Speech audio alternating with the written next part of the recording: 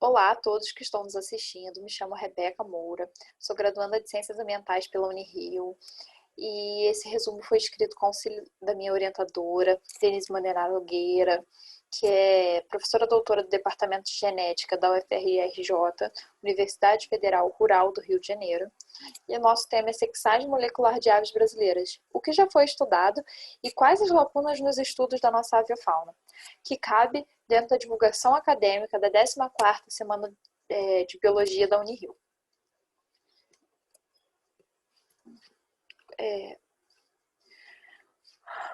O Brasil é um país muito biodiverso, possuindo 1.817 espécies de aves, estando atrás somente do Peru, com 1.861, e da Colômbia, com 1.877.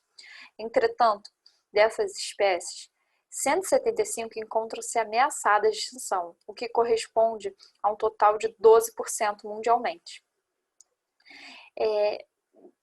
Esse número tão alto de espécies ameaçadas ocorre por dois principais motivos: devido ao tráfico ilegal e ao desmatamento.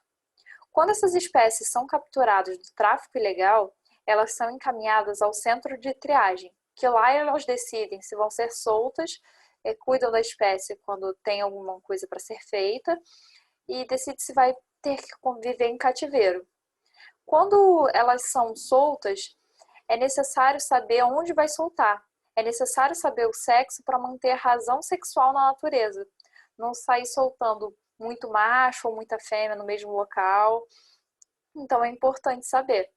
E quando essas espécies são condenadas a viver em cativeiros, é necessária muitas vezes a reprodução em cativeiros para a permanência da espécie. Então é necessário saber o sexo. Entretanto, começa a dificuldade aí, porque mais 50% das espécies, quando adultas, não possuem diferença, não possuem dimorfismo sexual aparente. E quando jovens, o número é maior ainda. E muitas das espécies que são capturadas devido ao tráfico ilegal são jovens.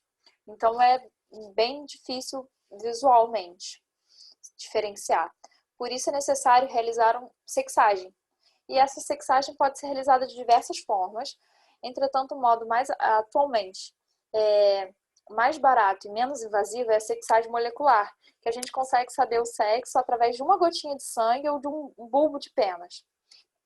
A gente consegue amplificar o DNA.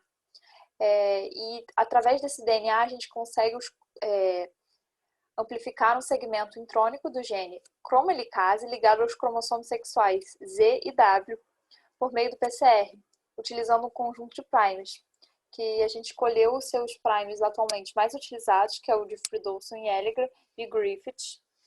Então, a gente consegue sexar essas imagens, essas espécies. Utilizando esses primes, a gente consegue obter um gel tipo esse que está na tela e diferenciar o macho do fêmea. Porque o macho, diferente dos mamíferos, ele é homólogo, ele possui o cromossomo ZZ, e a fêmea é heteróloga, que possui ZW. Com isso permitindo a amplificação, porque os primes eles vão se ligar aos genes diferentes e amplificar em bandas diferentes. Tanto é que na imagem a gente vê duas bandas quando é fêmea e uma banda só quando é macho.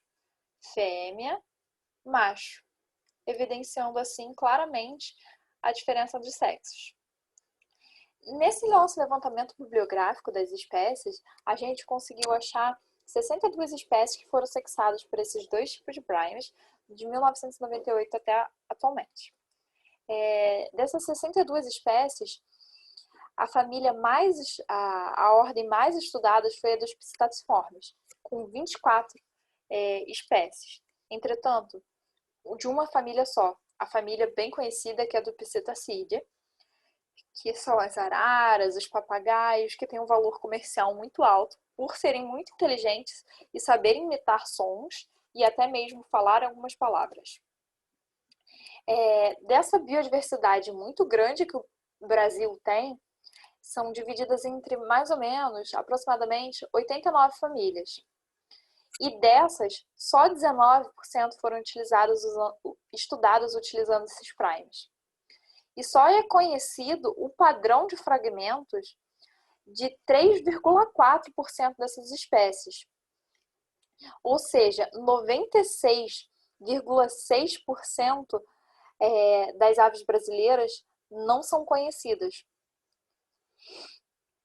E a pesquisa e o estudo em um maior número de espécies de diferentes famílias contribuirá para o conhecimento dos padrões de tamanho dos fragmentos do gene CHDZ e CHDW. E o resultado tende a ser semelhante para espécies que são próximas filogeneticamente. Desse modo, seria possível contribuir para uma formação de casais em cativeiro e para a reprodução e confirmação do sexo em diversas espécies quando a soltura for indicada. Então, por isso nosso estudo é tão importante. Bom, gente, obrigada. Esse foi o nosso trabalho. Qualquer dúvida pode entrar em contato, tá meu e-mail, tá o e-mail da Denise. Espero que tenha sido bem claro, esclarecedor para vocês. Muito obrigada a quem chegou no final do vídeo.